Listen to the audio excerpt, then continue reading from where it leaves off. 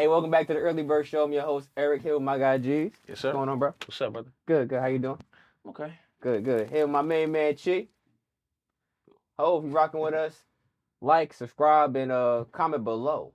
Click. But a few things to know. What happens in Vegas stays in Vegas, including Brandon Staley. Yep, he's out of there. You just had to say something like that. I had to say it. Right. Draymond Green has been suspended for his hit on Sun center Joseph Nurkic. In his post-game interview, Nurkic said, "I'm glad he didn't try to choke me. The way you hit the floor, him choking you would have been like holding an umbrella in the pool. Totally unnecessary." You know? He put him down. And I don't know what's wrong with Draymond, but Sound mean right there. yo. Ja Morant is set to return to the basketball court, but not before he has his day in actual court. During his trial, a lawyer asked Ja if he was wearing real diamonds. He responded, "Well, I am a millionaire." And that's the logic the NBA needs to use. Ja shot 30% from three last year. The guns he held were harmless, since evidently he can't shoot. You know? And the Jacksonville Jaguars were robbed of $22 million by now former employee Ahmed Patel. It's reported that he lost 99% of his money on gambling, which is funny because Patel also went by the name Parlay Picker. One ex-coworker said, aside from him owning a Tesla, if you seen him, you wouldn't assume he was a dude ciphering millions. That's exactly who you should assume is stealing millions. There's plenty of examples. Bernie Madoff, SBF, and just like those examples, Ahmed Patel will probably see a jail cell. And that right there is what we call a lock. All right, we got a dope show. We're discussing Shohei and his money, rumbling, tumbling Draymond Green, and we got a special guest stopping by. Don't move. Yes, sir. All right, man. All right, first thing I want to know, G's, the Chargers. Man, like, yo, just real quick, just for you, bro. I just want to know, like, all right, y'all fired Brandon Staley. I've been saying that for years that y'all got to get rid of him. Yeah. It's been years. Yeah. All right, he's going now. You want a defensive coach or offensive coach? Judging by how bad our defense was this year, How bad is it? It's 63 points bad. But go ahead. You done? Yeah, I'm done. I definitely say we go defensive coach. Okay. It's tough though, because Staley was supposed to be a defensive coach, and look what he gave us. Yeah. But I think Kellen Moore is a great offensive coordinator. I think as long as we keep the offensive game in his hands, our offense is going to run high power regardless. Between Justin Herbert, Keenan Allen, Mike Williams, and for now, Austin Eckler. For now. Well, So I think he'll do a good job handling the offense. But we do need a defensive mind that not only will call the plays, but bring a good team behind them too, because our defense is. Whew. Well, look, man, I'm gonna throw a name out there, Jim Harbaugh. I would just go get Jim. I've seen Jim do it with two teams, 49ers and the Michigan football team. I would love that, but I don't think he's leaving Michigan realistically. Yeah. I would love. Hey Jim, if you listening, come holler at us, man. We can use you in LA. Well, but all right, but now intro question. Shohei got paid. Shohei apparently did more than what you told him to do. He got the Brinks truck and he said, "Give me the blank check and a blank piece of paper. I'm gonna tell you how I want it. I'm gonna tell you how you gonna give it to me. Ready to yen. With this and Ready to that yen. I Yo, can give it to me in USD. so essentially he has a 20-year contract, but what does Shohei mean for baseball at this moment in time with the Dodgers? The fact that he did it in LA, it just keeps the big show where the big show is at. Shohei, Showtime. Yes, it keeps the showtime in LA. LA is, no matter what sport you in, baseball, basketball, football, LA is the place to be. The fact that he stayed in LA, coming from the Angels to the Dodgers, which I also think was a big component of him making his decision. I'm pretty sure he's found it and he's comfortable in LA already. Home. That's home to him outside of. It's close to Japan. It's exactly. Away. Exactly. So I do think that was a reason, but all he did was help the sport of baseball. Baseball's already looked at like that boring sport. So for him to go to a team like the Blue Jays or any team outside of an LA team or like the Yankees, I think wouldn't have done it. It's like you're trying to bring that how can I say it, like that you're trying to bring more business to that team, maybe like the Texas Rangers or something. You're trying to bring like a focus to that team or wherever that team is founded at. So I think the fact that he stayed in LA was a great decision, though. Yeah. I like that. I liked it. I don't think that they're the best team as of right now. I think they still need some pieces. Yeah, I said they still need pieces. I don't know, bro. I think because Shohei can't pitch. Like he a great hitter. Yeah. But he's not a $700 million hitter. He a $700 million player. Okay. So you know what I mean. Like you're still missing that aspect of him being there, him being at the pitch. If they give some more pitching and They could do it. They and definitely in their conference. But as far as like they still gotta play a team like the Rangers if they get there, or they still gotta get past. They still gotta like probably go against the Braves in order to get to the World Series. Yeah. So I still like those teams for being together for a while and being able to that continuity, that chemistry, being able to do something. Well, I think this brings us to the next point, like the fact that he only took $2 million up front from them. Yeah. Like that leaves so much room for them that- signing somebody else. Is that contract cheating? I don't think it's cheating. But I do think you're going to see a lot more deserving players. Now, when I say I don't mean like every player is going to try to do it, but deserving players like the Ronald Acuña's and the Mookie Betts and the Freddie Freemans and players stars like that. I think you'll start seeing deserving players try to play their contracts like that, or even like the years down the line, upcoming players that are coming to the league and take the league by storm. I definitely think you'll start to see that more often, where it's like I'm going to get the money, like and baseball is a longevity sport too. Players play baseball for 10, 15 years. The guys that can last that long. So I definitely think you'll start seeing that a little bit down the line. I don't think it's cheating. I think it's just a new way of taking money and finding loopholes. I did also see that when he does get that back end, he's going to get it based on if you live in Texas, you can't get taxed off of that money. But if he lives in like New York or something, so he'll get that money taxable based on where he lives. The old Delaware trick. Yeah. Oh, that's what's gonna happen. Yeah. Well, yeah, all right. It's a cheating. I don't know. If he was a Yankee, I would say it was cheating, but yeah. So I don't really like that. I don't really like that much. But all right. And now a stat from my man Chick. Yes, sir. Today we're talking about NBA star, Milwaukee Bucks' own Giannis Antetokounmpo, the Greek Freak. In the month of December, now this is a 5-game sample size, but in the month of December, he's averaging 40 points, 2.2 steals, 6 assists, and 11 rebounds. He's on a tear. You do what you do with that. Sheesh.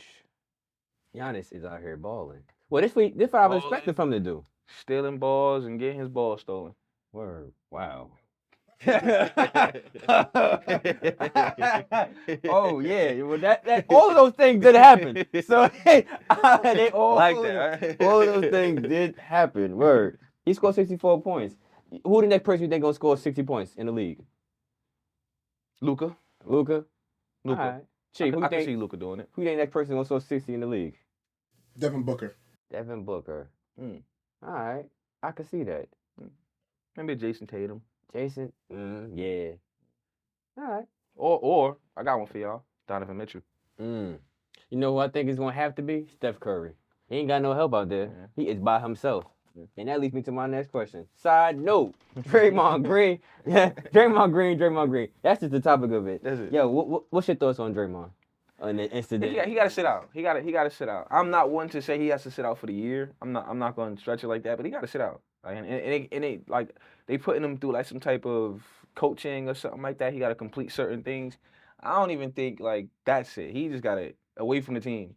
Something like I get like the coaching, like he got to be coached. He got to complete certain steps and stuff. But I honestly don't know what you can do because that's just him. Yeah, that's just him. It's why people have loved him for so long, but it's kind of not. Now it's hurting everybody. Yeah, like it's hurting the team. Like before the swinging on people. If you watch that replay, like when you see that replay, there was no reason for him to kind of like swing backhand. The foul was on this side. If there was, it make it hard to defend him. Yeah, like you watch, everything's it's being too hard to recorded. defend the guy right now. So I think definitely him being away from the team. There's not much that he can say to kind of like make that situation. Should they trade him? It's hard. I'm gonna say yes.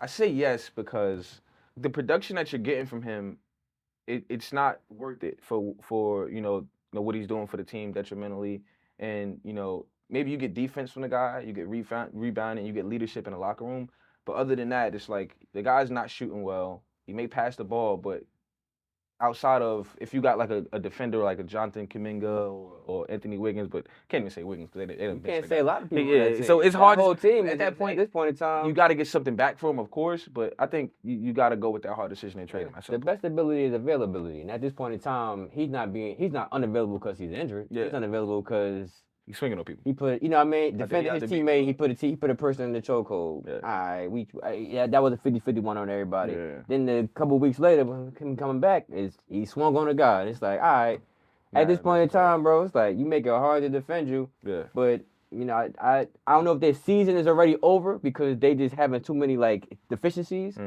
But it's feeling that way. But as I look at that, as of right now, they're in a play-in situation. Yeah. But who is the most surprising team in the West for you at this moment? Definitely the Timberwolves. Woo, the T-Wolves? Definitely the Timberwolves, yeah. Chief, who is your surprise team in the West this year? Oh, damn. But geez, the Timberwolves. Timberwolves? Yeah, definitely the Timberwolves. Number one in the West. What, 17-4 or something like that? 18-5. Okay, yeah. Don't quote me. Yeah, but definitely the Timberwolves.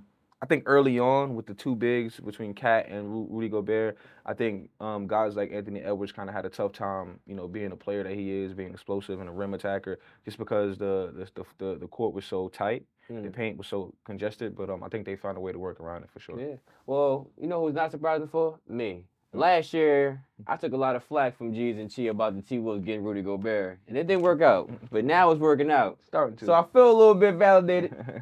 I'm happy that they working out like that. Yeah. Is that gonna last? Who knows? OKC has me really surprised being where they're at, but we always expecting them to make that jump eventually. Yeah. It just happened this year. Yeah. So if they make some plays for somebody during trade deadline, they could compete for something. Yeah. I ain't gonna go too far to say no championship, Yeah. but that's that. Yeah. All right, stick around. Don't scroll around. We got a special guest joining us. We'll be right back. Yes, sir.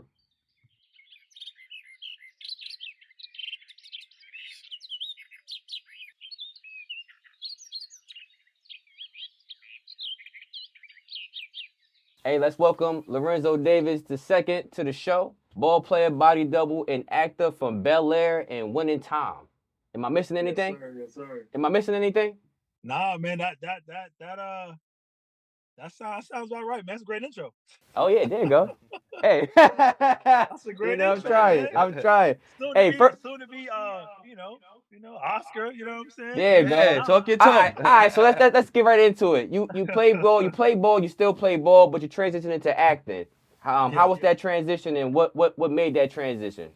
Man, so a close friend of mine, man, like I played overseas for a while, and when I got back, a close friend of mine was like, "Man, you should get into acting." And I was like, "Man, basketball is my everything. I'm not trying to do nothing else, dude. I'm like 6'9", 6'10", bro. So I don't know about being in front of no cameras. Like we hoopers." And so I just got back from playing from a different team, man, and I got hit up to do an audition for a commercial, man. Fox One. They just kind of started their production. Like, hey man, we need a couple bodies. You're gonna be a college player. And at the time, I ended up being playing for St. John's, and that's the jersey they gave us.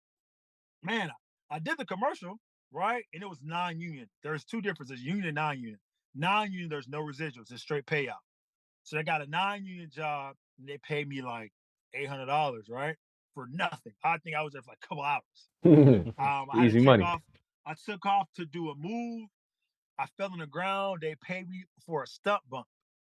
And I was like, okay, this ain't bad. You know what I mean? Like for a couple hours. And so, but I'm like, man, we hoop, man. So like my passion was still to play. And I'm like, man, I don't want to continue. The acting is cool, man. I want you to get the L. I feel like I got a good opportunity. I've been doing a lot of D-League stints. If not, I just want to get money overseas. And so, man, I got hit up again for another opportunity. And I was like, hey, this could be something. And so from there, man, it was like you got to go either one or two ways. I had an opportunity to double for KD or go overseas. And it was, how it is overseas, man. Hey, we're going to fly you out. You don't pay for nothing, but to try out. If you make the team, if you make the team, then you can stay. And I was like, man, listen, I don't got time for the ifs. That was a fifth and all that. I went with I said, I prayed about it. And I said, no, bro, tell me why I booked a commercial and made more than what I was going to make playing. Oh, all right. So easy, Easy easy, decision. easy decision. Easy decision. Hey, Easy decision. hey. I was like, easy decision, bro. We're good. Yeah. Well, how is body doubling? It's simple. You just put the clothes on and you just It mimicking. can't like so. There's two forms, right? So there's stand in. So you know, hey man, we need a guy 6'7", 6'8", or whatever stand in. All you're doing is they need camera angles. So the body double is a guy who does a lot of the movement. There's a standing guy. The standing guy makes sure the camera's adjusted for the height level. And wild thing is, you would think they didn't matter. All that matters, man. Like every little intricacy of hey man, where the camera angle is, lighting, you know what I'm saying? Make sure the sound is right because they want to make sure if the camera angle is right, they guys have the long microphones they put to you to make sure you can talk to it. And so all that is in line with acting. And so sometimes I'll stand in to make sure the camera angle is right, or sometimes I'll double. And you only get the actors, bro, for 4 hours, maybe 3. Some of them want to get up out of there after 2 hours. You know what I mean? And it's like, okay, Lorenzo, I need you to put this shoe on. I don't need to see your face. Don't turn all the way. I need to see half of your body and make a move. And so with me doubling for KD, I had to study his film, study how he shot the ball. And mine agile again, bro. Like I was an okay shooter, but again, I used to dunk. So I knew I had to have my jumper on point. Now I'm not saying I'm shooting like his, but I'm like the ability to look like I'm him. That's all I needed. That's all I needed. And so I would mimic that, do the shoulder shrug. And at some point, man, like you'll be like, oh my goodness. It was a commercial that came out for 2K, right? And dang, man, KD out there. Oh, that's nice. That's nice. I said, man, press pause. They press pause. Oh, that's you. And I was like, yeah, bro, like that's me right there, man. Even outside of basketball, you still making assists, man. That's dope to hear. Yeah, that's Appreciate you, dope to man. hear. Appreciate you. Hey, man, I want to thank you for joining the show. You know what Thank I you, mean? man. Appreciate y'all. Much love, man. Thank you. Yeah, Sir. much love, Sir. man. Yo, thank you, man. Yo, see you soon. Come back Yes, soon, sir. man. We'll do. Yeah, come back soon, Yes, man. sir. Peace. All right, man. Peace. Hey, thank you, Lorenzo Davis, for stopping by. That's our show. Follow us on social media for updates, show dates, and places you can take your date. We'll see you next year. Peace. Peace.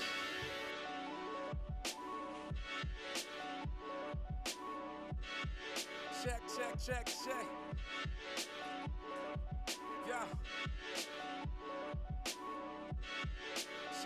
Check.